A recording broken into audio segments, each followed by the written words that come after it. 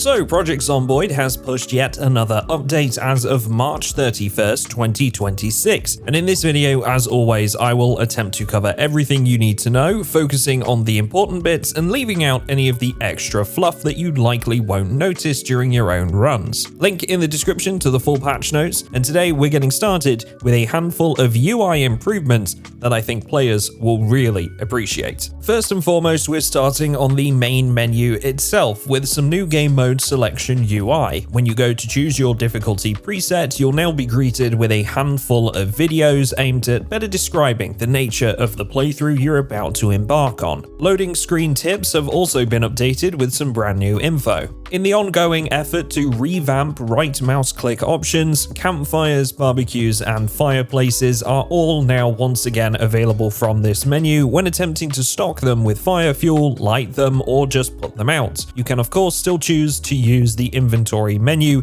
instead if that's what you prefer. When moving your cursor over a loot container on the inventory panel, you'll now notice that these same containers are highlighted in the world around your character, so you'll be able to clearly identify which container is which. A very simple but very effective quality of life change to help with organization and to ensure that you don't gloss over a good looting opportunity. Now, there were a few other changes to the UI in this update, but I think they're all pretty minor in comparison to the ones that I've just mentioned, so we'll move on now to the balancing reworks in this update, and this is where things get really interesting because we've seen a full balance pass for all of the occupations and a number of traits, complete with a couple of new additions too. I'm going to start with the occupations because a lot has changed on this front, so without further ado, here is the full list. The police officer now provides one extra level in aiming for a total of 4 levels, and one less level in reloading, now only granting 1 level in total. All else has remained unchanged, including the 4-point deficit for choosing this occupation. Park Ranger has seen some big reworks, now only providing 1 level in trapping and foraging, down from 2 levels for each, and seeing both the extra level in axe and carpentry skills replaced by a level in first aid, napping, and tracking instead. The Park Ranger now also comes with the herbalist trait and puts you 4 points in the red as it did prior to this update. The construction worker has now traded one of its previous 3 levels in short blunt for an extra level in long blunt to reflect their expertise using a variety of tools. All of their other skills have remained, and it still leaves you with -2 points. The security guard has now gained a level in the short blunt skill and still holds at -2 points, which may serve to make it a little more popular, although only time will tell. The carpenter occupation has now gained another level in carpentry, making for a total 4 levels in that particular skill, on top of the other bonuses which it has also kept. As a trade-off, it now puts you in a 2-point deficit, as opposed to previously leaving you with 1 point to spend. The chef has seen a fairly large buff, now granting 1 extra level in both butchering and cooking for a total of 2 levels and 4 levels for each skill respectively. It has replaced 1 level in short blade with 1 level in short blunt, which should mean they get a bonus with a larger number of weapons, and they get to keep the level in maintenance skill that they had previously too. The point cost for the occupation has been lowered, now leaving you in a 2-point deficit as opposed to the previous 4-point deficit. The rancher has now gained another level in animal care for a total of 4 levels, with all else remaining unchanged in regards to this particular occupation. As for the farmer, they now have an extra level in agriculture for a total of 4 levels and an additional 1 level in animal care, but instead of leaving you with 2 points to spend as it did previously, you will now only be left with a neutral 0 points. The electrician now has a whopping 5 levels in the electrical skill instead of the previous 3 levels, coming at the same 4-point deficit as they had prior to this update. The angler, now renamed to the fishing guide, comes with an additional single level in butchering along with the previous bonuses provided. Its cost remains unchanged and leaves you 2 points in the red. The doctor occupation has had their first aid skill doubled from just 3 levels to a total of 6 levels, maintaining the single level in short short blade they had before, but also now putting you 2 points into the negative rather than leaving you with 2 points left to spend. The nurse has also seen a significant buff, now providing 1 extra level in first aid for a total of 3 levels, along with a newly added level in fitness and the night owl trait that was previously only available to the security guard occupation. Just like the doctor though, choosing the nurse occupation will now leave you at negative 2 points instead of previously leaving you with 2 points left to spend.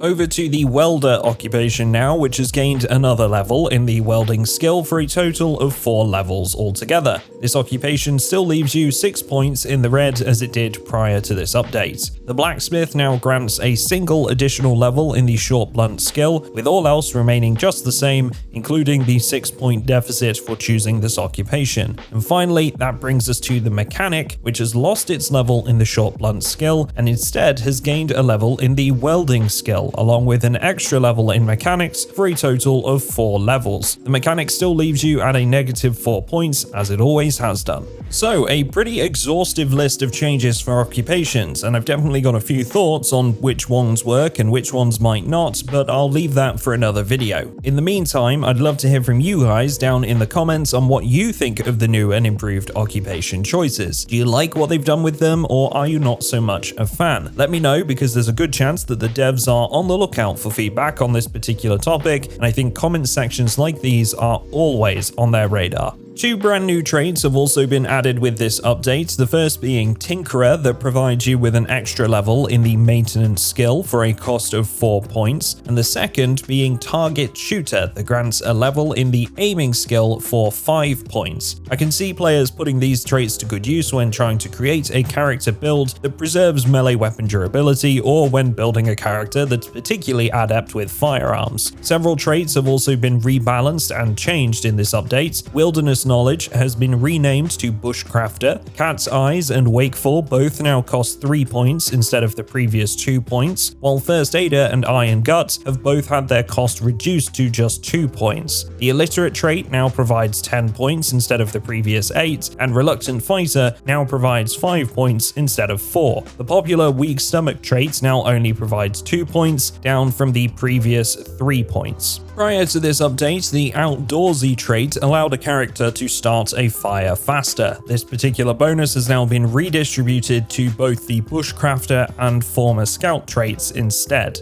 Finally, and perhaps the biggest change of all in this section, the Desensitized trait that comes with the Veteran occupation now not only makes them immune to panic, but also allows them to completely ignore discomfort, which means they will be able to wear as much protective gear as they want for as long as they want without any of the usual negative effects. Okay, so moving away from traits and occupations now, there's been a few changes to the sandbox presets that were recently revamped in the last update. The big ones are for the new Extinction difficulty, which will now feature daytime sprinters where they were previously only active at nighttime. There will now also be increased erosion speeds, decreased percentage of zombies that can open doors, a decrease to rally group size, but an increased maximum distance that zombies can follow you for before they lose aggro. Aside from this, there have been some minor lose adjustments and decreased erosion speeds for the Apocalypse, Outbreak, and Rising difficulties. The tailoring skill has seen an extensive rebalance in this update, with XP granted now being reworked to focus on bigger rewards for crafting of items rather than simply grinding away and making patches for the same clothing on repeat. Increasing XP is now offered based on the complexity of the item crafted, so as you level up and unlock new items, you'll be incentivized to switch your methods and focus on those newly unlocked items for the best return on investment.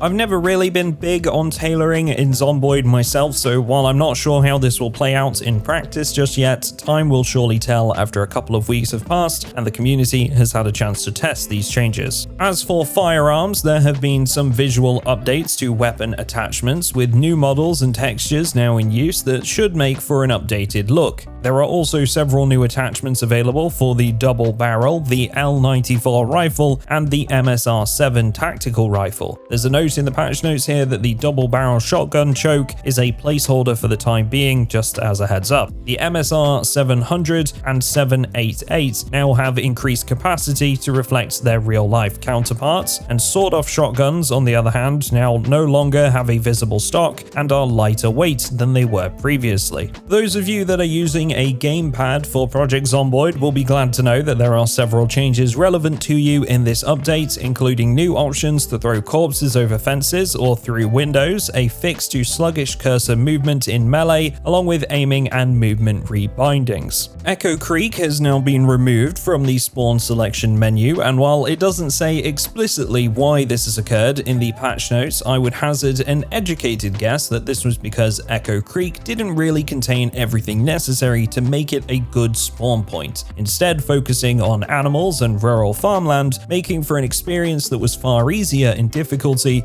than the rest of the available spawn locations. I'm interested to hear about how you guys feel about this change, so let me know your thoughts down in the comments. The last change I wanted to mention before we move on to the very long list of fixes in this update is that the animal trailers have had their capacity increased from 100 to 500, allowing them to hold far more than they could previously.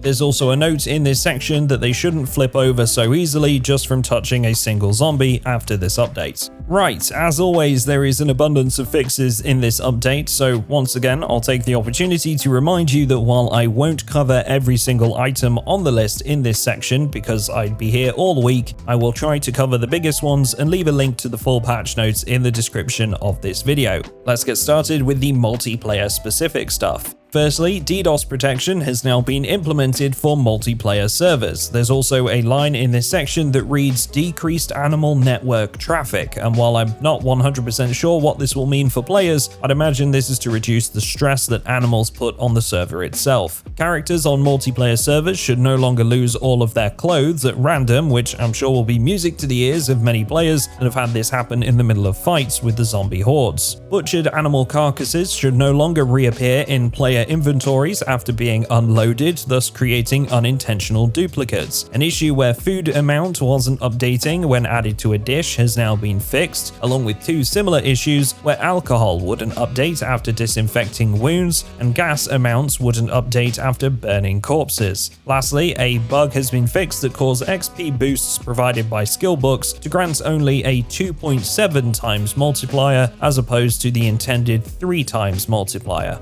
A couple of multiplayer specific bugs have been fixed with regards to zombie interactions during combat, stopping them from rotating when being shoved and crawlers flipping over when being hit. I'd say that's just about it for the multiplayer fixes that you need to know about, so we're on to a few generalized fixes next before we wrap up this video. Now, the biggest one that I've seen on this list that I know a whole lot of players, myself included, have been experiencing lately is a fix for vehicles sinking into the ground like they're stuck in quicksand. No longer will you see all your hard-earned loot and possibly your only escape vehicle going to waste. A bug relating to animals has been fixed, which previously was causing mothers with offspring to lose milk too quickly, thus resulting in starvation for the baby, as well as a separate issue that caused babies to lose connections to their mothers when being offloaded from a trailer. Lastly, adding fluids to feeding troughs sometimes wouldn't work for no good reason at all prior to this update, and this issue has now been fixed. While I haven't really focused on animal husbandry as of late, I'm sure this will make things much easier going forward for all of you avid ranchers. An issue that was causing the reloading skill to have no effect in single player has now been fixed, as well as being able to shove zombies from a distance with firearms and zombies freezing when being shot by a firearm from behind. Just about all of the other bug fixes in this update are relatively minor, but again, if you want to see the full list, a link will be down in the description. As such, that's it from me in this video, folks, but I hope you enjoy the new update and let me know if you think I've missed anything important down in the comments as always. Special thank you to my Patreon supporters for backing the channel, and if you'd like to join us on our multiplayer Project Zomboid servers, there will be a link to my Discord in the description. Just head to the PZ server announcements channel for how to join. Thanks everyone, and I will see you all in the next one.